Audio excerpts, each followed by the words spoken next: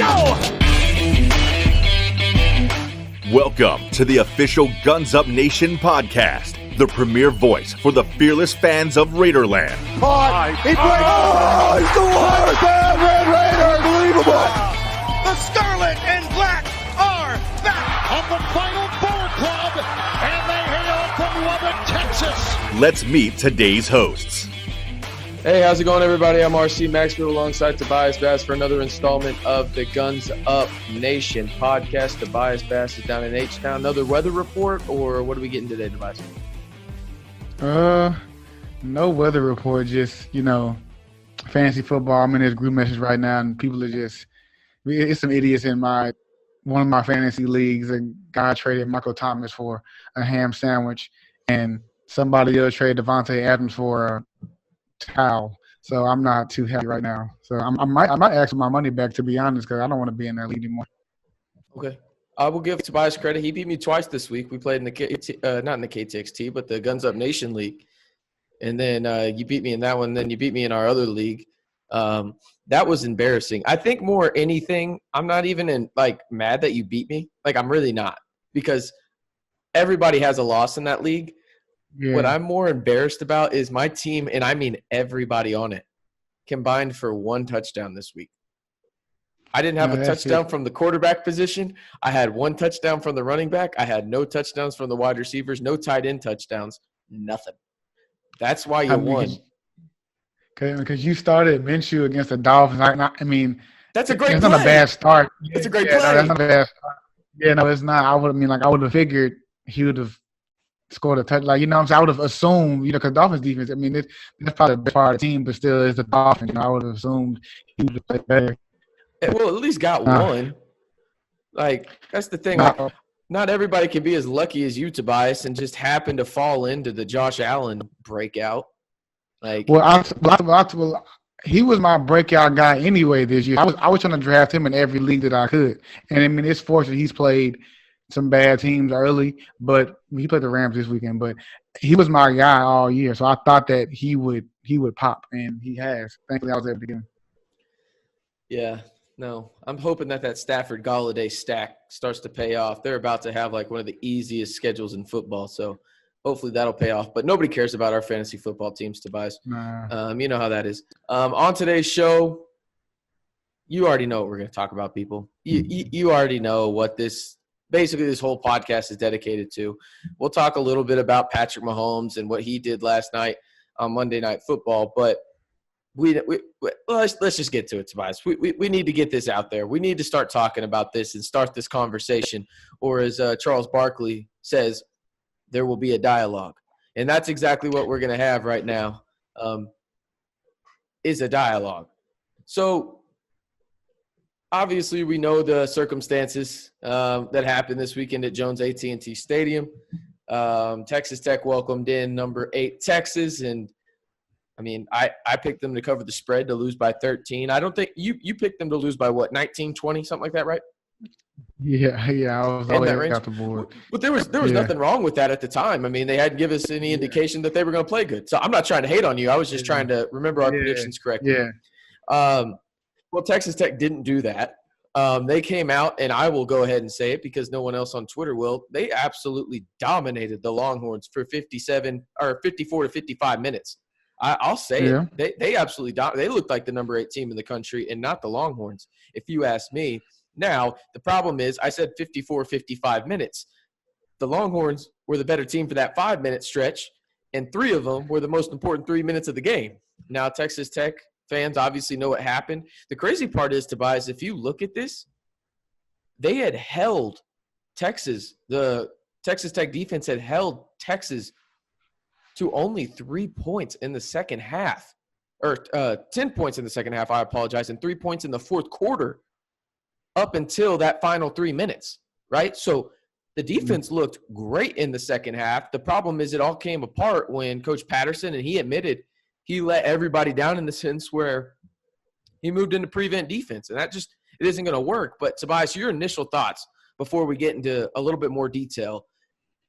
How are you feeling about this Texas Tech football team right now after losing 63-56 to Texas? I'm just about even kill. That what we saw was Tech. Like that is, if you were an alien and you came down to watch a Tech football game, that's what it looks like. You get our highs, fell off with the lows. We get super super high. We can do this. We're finna get over the hump. We're finna beat the number 18 at home, and then all hell just broke loose right in front of our very eyes, and we lose. I mean, the team, they played well. I mean, there was some positive to take from this game. I mean, the receiving core did really well. Thompson ran the ball very well. The defense, even though they give up a bunch of points, after they calmed down, they were, able to get stops, and they caught an interception. They were making plays, but it's just finishing. I feel like that's been the issue with Tech for a long time now. With just finishing. We're able to compete with these high-profile teams, but when it comes to those last, we need to get that stop or get that first down. We just seem to can't do it. Yeah, I tweeted it yesterday that in the Matt Wills era, Texas Tech has lost 8 Big 12 games. 5 of them have been by one possession or fewer, or one possession. So when you look at that, we talked about it, at our time when we had the radio show, was usually good teams or those great teams that propel into, great, they struggle like this for a little while. Maybe, it's 1 or 2 years where they just can't get over that hump. But once they get over that hump and they have that breakthrough moment, there's no looking back, right? And so that's kind of where I am right now in terms of, positivity and everything. I know a lot of Tech fans are like you in the sense where, oh, my God, this is just typical Tech, right? I don't think it is, man. Like, personally, when I look at what Texas Tech did, and I want your opinion, if Cliff Kingsbury's the coach, they lose by what? 20, 28, right? Yeah. I mean, especially, Texas, they scored, early, and then I think, that would have been a game they probably would have Got blown out, right? Yeah. Because go ahead. Oh, I mean, the thing is, the same thing is with Cliff, though. When he was, we couldn't finish games. And, sometimes the team is like, we would be at home and they wouldn't even break out the dorm room. They would just get blown out at home, or they would just start off so slow with penalties, just, various things. Texas, they scored early, but they showed some weaknesses in some moments, and we were able to, capitalize on those things like, box punts, things like that. But yeah, I would agree. That would be the game that I think Cliff, we would have lost that game by more for sure. Well, the thing is with me, and again, you know how I feel about Wells, and I'm really not trying to stick up for him because at some point it has to happen. Like, you got to get over that hump, right? You just have to. Right. It's got to happen eventually. And in my opinion, you got to give him a little bit more time. He's been here for legitimately 20 months, man. 20 months, and people are saying we need to fire him. Like, calm down. Cliff Kingsbury left this program in an awful position. He hated to recruit. There was no depth on this roster. I mean, Matt Wells has come in here and, in my opinion, done a pretty damn good job, all things considered. Now, you look at the record 4-8. I'm disappointed just like everybody else, and in this game you should be 2-0. Let's face it, you should be 2-0, but you're not, as my dog has some fun with the toy right now.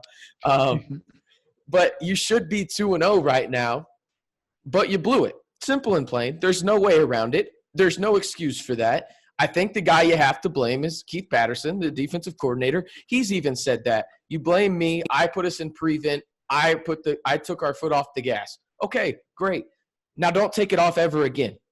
That's the thing. I'm tired of hearing this coaching staff saying, we're close. My fault. We're close. Yeah. We're close.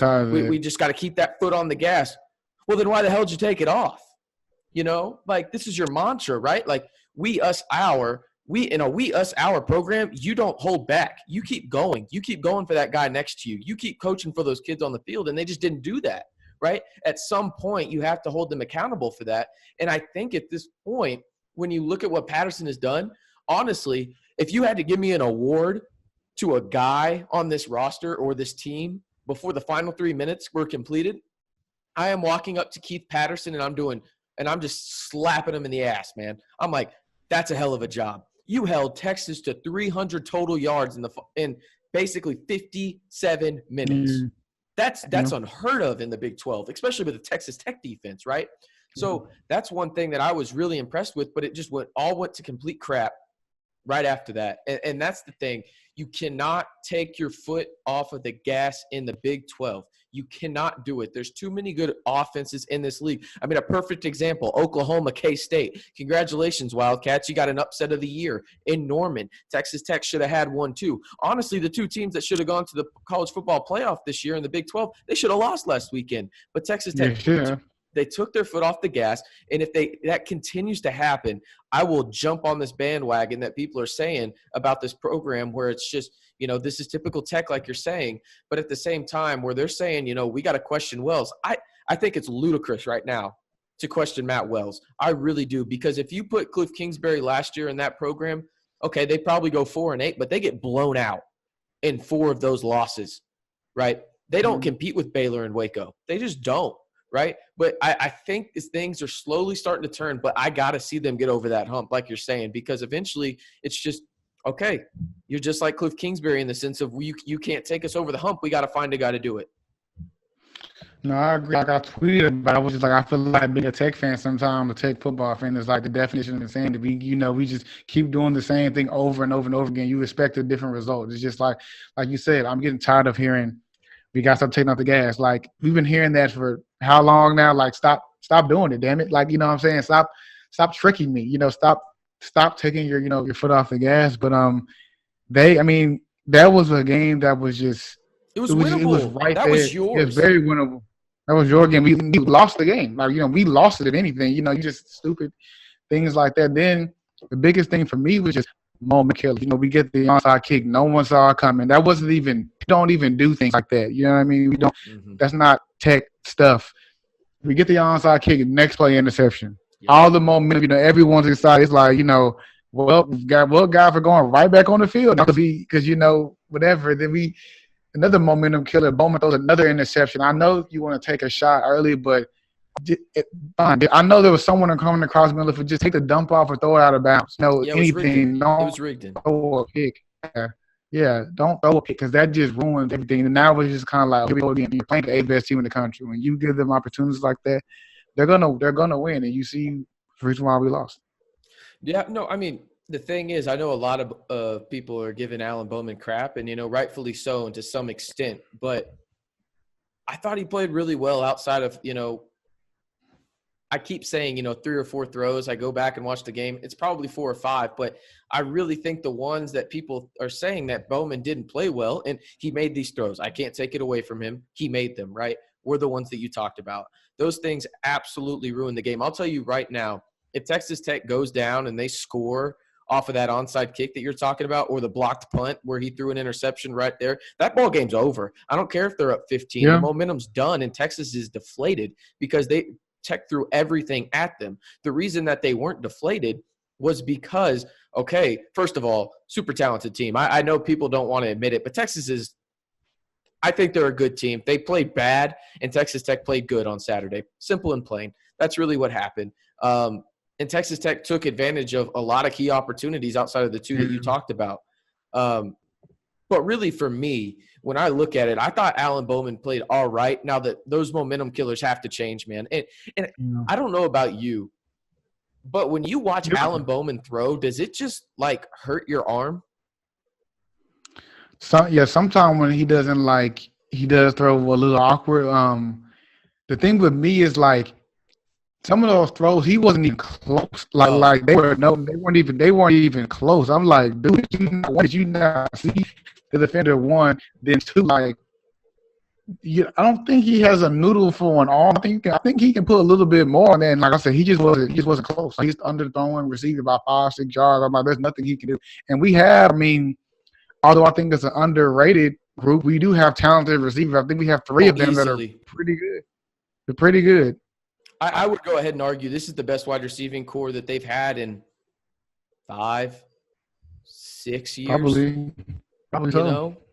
This is a really good group. Then you have a great running back too. Because we never had this good of a receiving core with a back like that. Yeah. We haven't had that combination, at least not in a while. DeAndre left the year that group really broke out. Per se. Right. Yeah, for me, when I look at it, I do agree Bowman has a little bit more juice in that arm that he lets on. It's just he was trying to force feed Vasher at some points. And to me, I get it. Vasher's Vasher's good. He has not lived up to the hype that he had coming out of, Wichita Rider. But he's a good wide receiver. But if you personally ask me, and I've been saying this for weeks, Tobias, he's what, the third best receiver on your team? Probably? Yeah. In my Yeah, opinion. man, that's a great anyway. option. Yeah. In my opinion, he's probably the third one. Why the hell are you force-feeding your third best option? Like, I don't get it. Like, I get he's tall, he's 6'6", he's built like a praying mantis, but really the guy's supposed to be doing jump balls. He's not supposed to be doing slants across the middle. Like, the thing is with me, you have to, and you look at the stats, right? Izakama and Carter had the most catches. They had 7 each, and they were 1-2 in terms of yards. Those guys, if they do not get at least a 20% target share in this offense, that is a damn shame, and there's something wrong because those guys are explosive as hell, mostly Keyshawn Carter. I know you've seen me on Twitter. Yeah. I have been absolutely livid that he has not gotten more targets. This guy is unbelievable. He's been targeted 16 times through 2 games, Tobias. Through 2 games. He's already over halfway to his career high in receiving in catches, over halfway in receiving yards, and he's already broke his career high in touchdowns with 3 in a season. Wow. Dude, you got to put the guy – oh, and by the way, if you look at Pro Football Focus and you go on there to see how many forced missed tackles he's had, so he's had, remember, 13 catches, right? So 13 opportunities to make guys miss. He has 6 broken tackles. That's unheard of at the wide receiver position. And not to mention, this guy's a track star. You need to get the ball in his hands more. And Izakama, I mean, I don't know any other way to describe it other than you got mossed. The cornerback for Texas in the back of the end zone on that free play. That was absolutely ridiculous by Eric Izakama. I don't understand why they are not using at all times. If you're not going to use the tight end, and if you look at it so far, he really hasn't used the tight end. Kuntz only has 3 catches for 21 yards this year. I don't know why the hell. Yeah, I don't know why the hell you're not just putting these 4 guys on the field at all times. Eric Uzakama, Carter, TJ Vasher, and Rigdon. And then you got Saradrick in the backfield. Why are you not doing that? Why? I don't understand. The Yost play calling bothered me to an extent on Saturday because – yeah, Carter had 7 catches. Yeah, Izakama had 7 catches. But it seemed like he was just putting Bowman in the position to force feed TJ Vasher, which isn't a recipe for success, in my opinion. Yeah. No, I agree. I mean, I don't know. I feel like Bowman, he has a lot of potential. It's just like he just killed, like those turnovers, he just killed me with those. Because, those are just – it's confidence and inflating turnover. Like it was the very next play. The whole defense has decided, we have opportunity. Like you said, they score any of those, the game is over.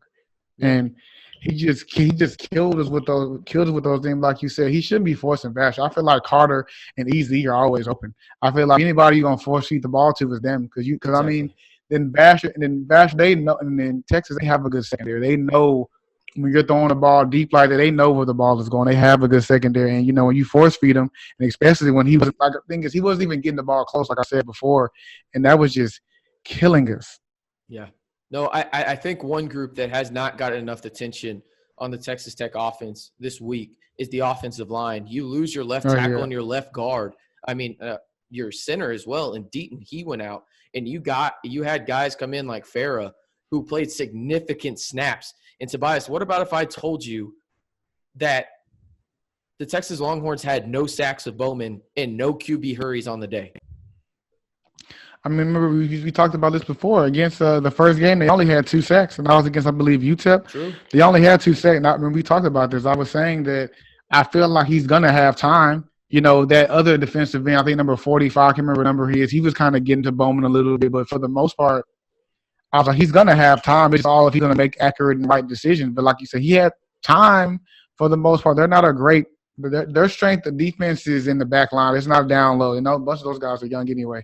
So he had time. He just – in key moments, he just wasn't making the right decision. I just thought it was great to see, because, again, typically, even just on that defensive line, Texas is going to have playmakers. Even if it's not their strength on defense like you're talking about, they're going to still have playmakers out there. Yeah. Just because of their talent level. I thought that was great for us, especially an offensive line that got hit by a couple of injuries, and they had to, move a couple pieces around. You give up no sacks, no QB hurries. But I also think you could go back and say, okay, there's no sacks and QB hurries.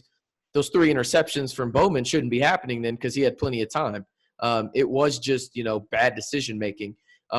Another factor that I thought was awesome to see for Texas Tech, you look at it, tackles for loss, 6, solid. They got to the quarterback, had a couple there. Eli Howard got one, as well as Wilson. Tyree Wilson, he came in and made an impact right away. Really, I thought the defense played really, really well in the sense of I think Tech fans have to go in this with moderate expectations, right? I think a lot of Tech fans want this defense to be an SEC defense or an elite defense. It's just not, right?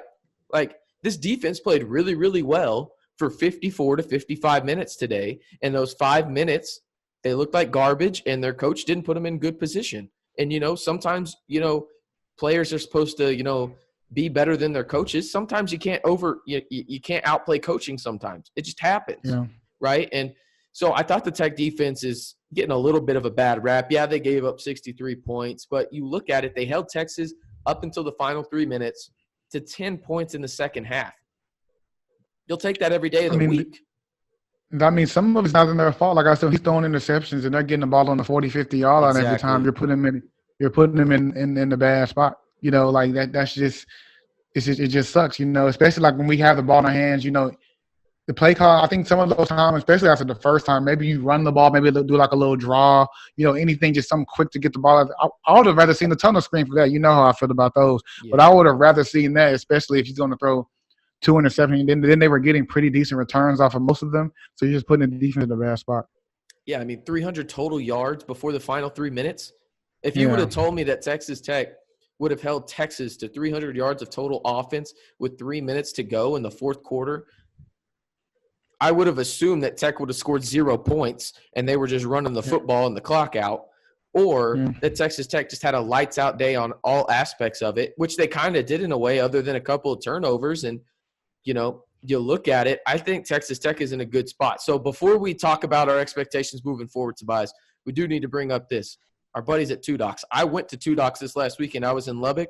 Let me tell you, shout out to JC, the marketing manager out there. He hooked me up with one free beer. It was the Goza. The Chilton Goza slaps. Absolutely slaps. Best drink they have, in my opinion. But they don't really have bad drinks out there. If you like IPAs, craft beers, go check them out.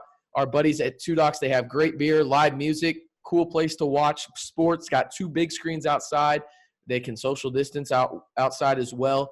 Two Docs is located at 502 Texas Avenue in downtown Lubbock. And right now, they are offering free shipping on orders of $49 or more when you use the code GUNSUP. Again, when you use the code GUNSUP, you get free shipping on orders of $49 or more.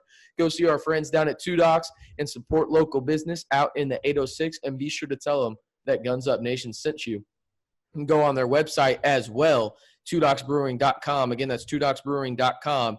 And remember, the promo code is GUNSUP when you spend $49 or more for free shipping. So, Tobias, had to shout them out real quick, but let's talk about this team moving forward, right? I don't think you and I are going to deny this. We were very critical of what Texas Tech did in the first week of the year against Houston Baptist, and we were very vocal about it, and we didn't really hold anything back. But how do you feel? I know I asked it a little bit early on. We just didn't get to elaborate on it too much. How do you feel about this team now in the sense of, you said typical Texas Tech, but has your outlook changed in terms of how you view this team long-term this season? I mean, I definitely see the talent here. I just want to see how they respond because, we've been in games like this before where we'll come close and, will this be a dark cloud over their heads going forward? Because, you're going on the road to Kansas State next week. They just beat Oklahoma. So, they're feeling good about themselves. And they have a good team. They're well coached. Is this going to be a dark cloud that holds over our head like it's been in the past, or they're going to be able to get over it quickly and, beat Kansas State on the road? I'm not sure. We'll see next week. But, I mean, you see the talent is there. It's just a few mistakes here and that. And I think that this week's game might be a kind of a grounded-out game. Kansas State, they're very tough. I think this right here is kind of a gut check game to see, how stronger is this team mentally. Yeah, you look at and we'll have a preview podcast later on in the week for the Kansas State game, but Kansas State is only 2.5-point favorites at home. Yeah. I mean, that's kind of surprising. When you look one at place things, I'm looking at, the line dropped is 1.5 in one place I'm looking at. Yeah, I saw it as high as 3.5 to 1.5. Yeah. And the over/under is 63.5. So let's just say they're expecting, K-State to win in the 33 to 30 range right now, Yeah. which I think is probably most likely in terms of just like the scoring output. I think Texas Tech will probably win that game, at least right now, early on in the week. That's what I think. Obviously, things can change. But when it comes to my outlook on this team, I think the talent's there.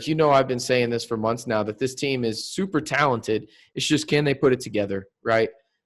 That's the real big issue for this team, and it's been an issue for a while now. But I think, again, this might be just me being a Matt Wells truther, in the sense of I do think he's a good coach, and I do think there is a good coaching staff here at Texas Tech, that this might be the game where it clicks, man. Where we talked about it and we said, man, if it comes out and Texas Tech just lays an egg, right, against UT, this whole fan base is gone, man. They're calling for your head. They're calling for everybody's head, sure.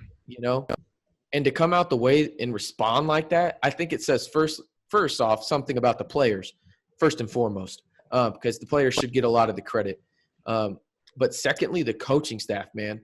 Like, this coaching staff, if you look at it, I think this coaching staff has out-recruited Cliff Kingsbury in 20 months than Cliff had did in 5 years. You look at some of the talent he's got in here in terms of the transfers from Power 5 conferences. You got a guy from Arizona, A&M, LSU. We're talking big-time gets. We're talking about former All-Americans on the offensive line and Josh Berger. We're talking about some big-time dudes here in terms of Power 5 transfers. Not to mention, he also got Penn State. Zach McPherson. Yeah. So we're looking at all these guys here, and I think Matt Wells and crew, I definitely had the concern. I know you did as well, because I remember this conversation very vividly when Matt Wells got hired. We were actually on the air when it happened. There was a big concern. Can he recruit in Texas or recruit, in this landscape? I think he's proven he can recruit. He can recruit and get transfers too. I think on all levels, he's getting guys out of the state, and he's getting big college transfers as well. And I want to see how going forward, how does that affect recruiting? Because guys, like you said the same thing about basketball, they have a good experience here, from other schools, and the guys are looking to move. This could play a significant role. I think it's kind of a testament. The Big 12, they ended up playing football first. They were one of the first conferences that were playing regardless. Mm-hmm. That could play a significant role in recruiting, because, kids might say, 12, they're ready to make those big decisions with, as far as us playing or not. Other schools end up playing as well. The Big 10 just said they're playing Pac-12 as well. But, I think that could play a role as a recruiting advantage. Maybe long-term, but it could be. Yeah, I mean, it obviously did this year when you got Schooler in here and you got Monroe. Yeah. I mean, Monroe committed before they knew the Big 12 was playing. But, you got Schooler in here. That's a big-time recruit. Just for me, everybody knows this. I don't think anybody would deny it either. Cliff Kingsbury hated recruiting, and that's okay. He did. And he left this program with little to no depth whatsoever.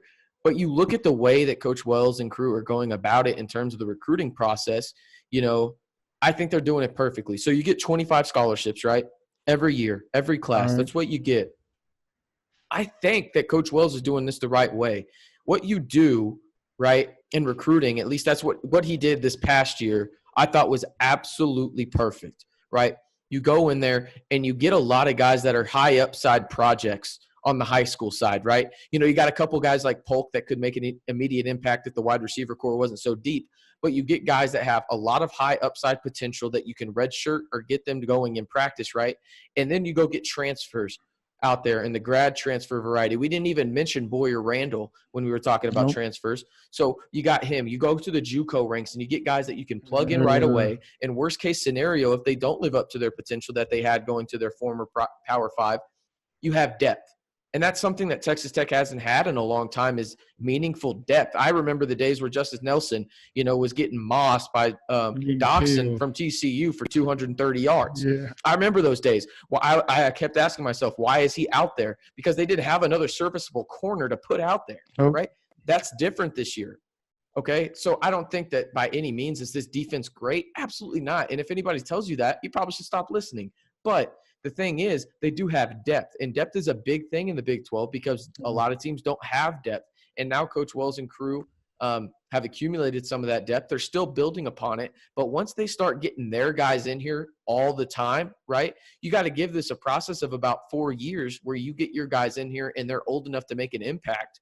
Once you get a guy in here like Morton, once you get those guys on the defensive line that you've recruited in here that are, the 2, 3, 4 in terms of your recruiting class, and then you get the tight ends that you want in here, that's when you start judging Matt Wells. I think it's absolutely amazing right now, in my opinion, that Matt Wells has lost 5 Big 12 games by 1 possession. Obviously, you want some of those to go your way. You should have beaten Baylor last year, but you got hosed by the refs.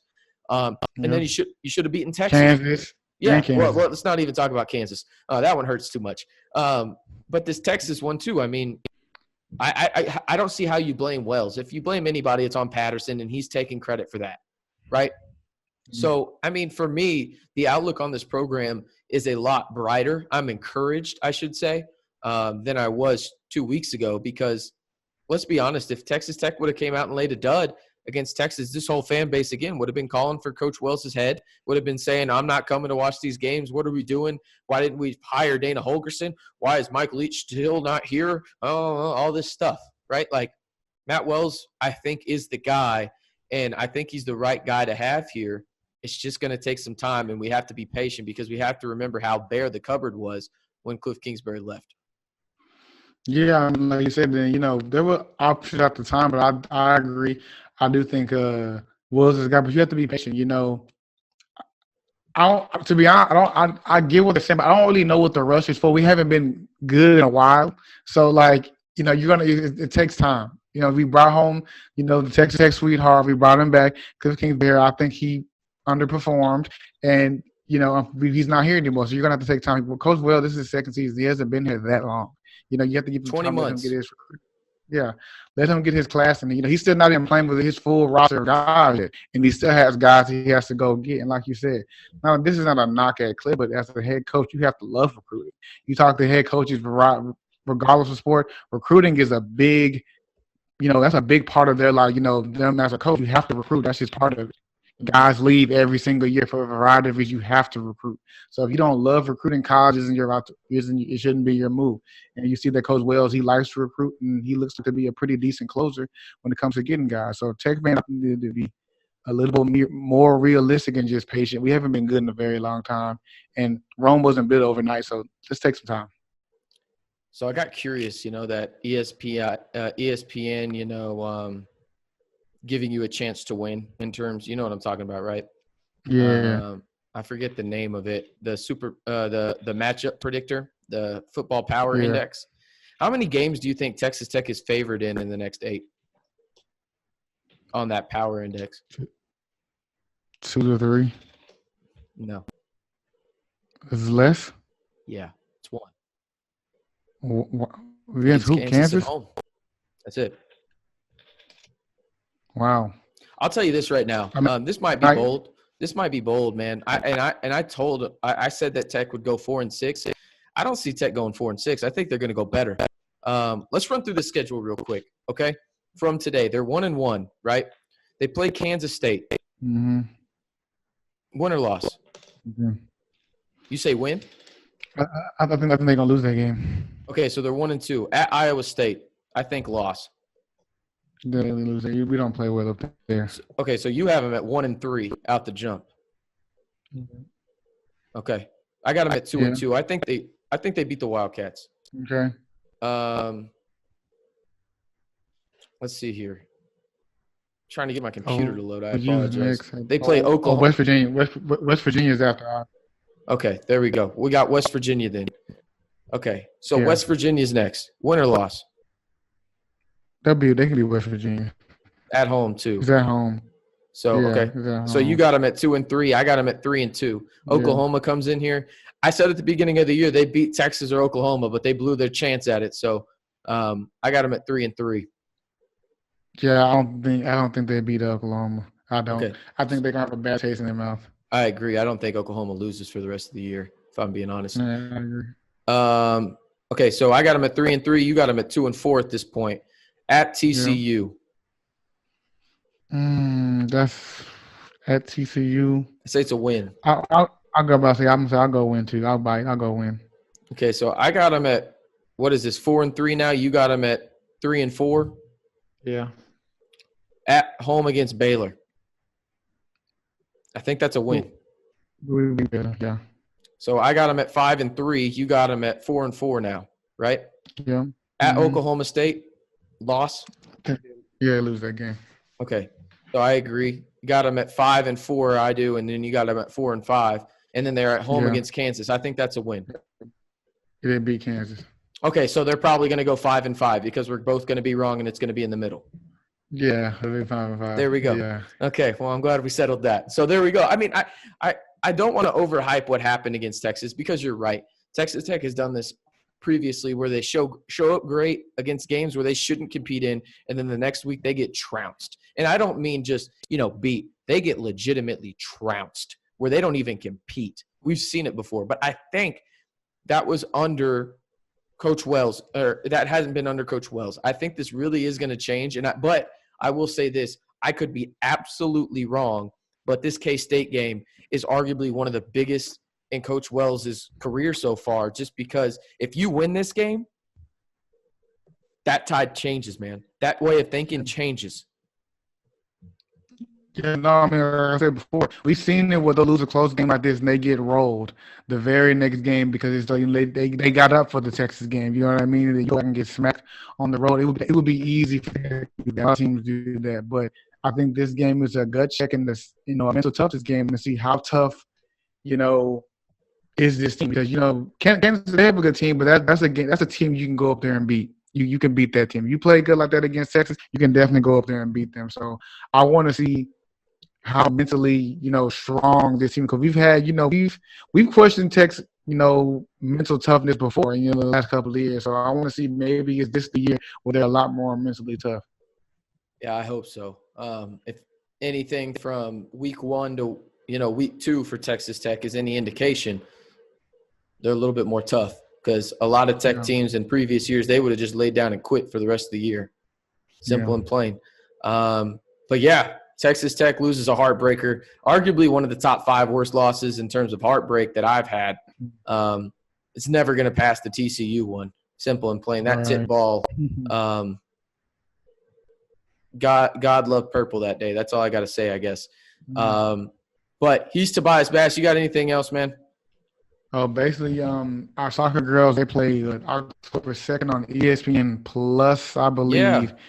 You need to go check them out. Also, volleyball's back. They were 1-1. They swept Virginia the first time. Then they lost to Virginia the other day. But yeah, make sure you're keeping up with them. Yeah, split their 2 matches. Texas Tech went up and lost, and Lawrence, the number 9, Kansas Jayhawks. It's tough sledding now for Texas Tech if they want to win the Big 12 in soccer. They basically have to. They got no wiggle room. They got no wiggle room. It's basically just go out there and you got to win. And hopefully they get a lot of girls back. I know that they missed a lot of girls the first game of the year.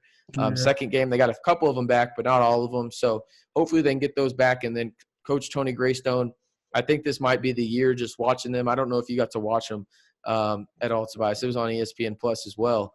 They looked really good on Friday night, but then those bad flashes of a bad program in terms of before Coach Tony Greystone showed up. On Friday night, and wasn't great, but hey, you'll take a 1-1 split against the Mountaineers in terms of you play 2 games, which is kind of cool in volleyball is that you play each opponent twice wherever you go. Yeah. So that's cool to get a couple extra games in. But yeah, be sure to check up on them. I know golf is going crazy right now. Sandy Scott is going stupid in the tournament. He was second last I checked. He was just behind a guy that goes to A&M. I believe he was 3 or 4 under. So go check that out. But you can find all that information on Twitter at GunsUpNation. You can follow Tobias on Twitter at Tobias_Bass. And you can follow me at RCMB323 on Twitter. And be sure to go follow us on Facebook as well. We had Casey Cowan. Did you check that out, Tobias? I checked that after. Yeah, a little after I got from work, yeah.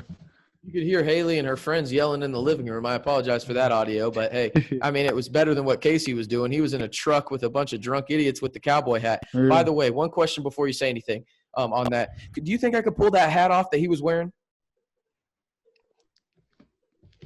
Probably not, no. Okay, fair enough. I don't think I could either. No. Oh, and also too, I want to congratulate, Pat. He's having a baby. Whoa.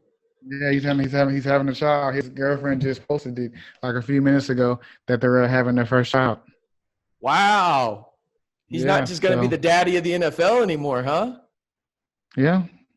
So, I mean, congratulations to them. Hopefully, it's a very long time from now, but maybe he can come to Tech, hopefully.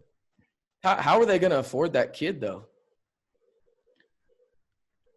He might come out bougie. Hell, he has all the money in the world. They might not be able to afford it. He's going to just know coming out, I'm rich. I'm not even rich. I'm generally wealthy. I don't even know, man. I don't know if they're going to be able to afford diapers, if I'm being honest. With the price of inflation and everything, I just don't know if they'll be able to afford diapers and everything. $500 million will only go so far in today's culture and society, Yeah. Only so far, yeah. It only goes so far. But, hey, congrats to Patrick. I don't know if you saw that on Monday Night Football last night that his mom tweeted, stop calling him Pat. It's Patrick.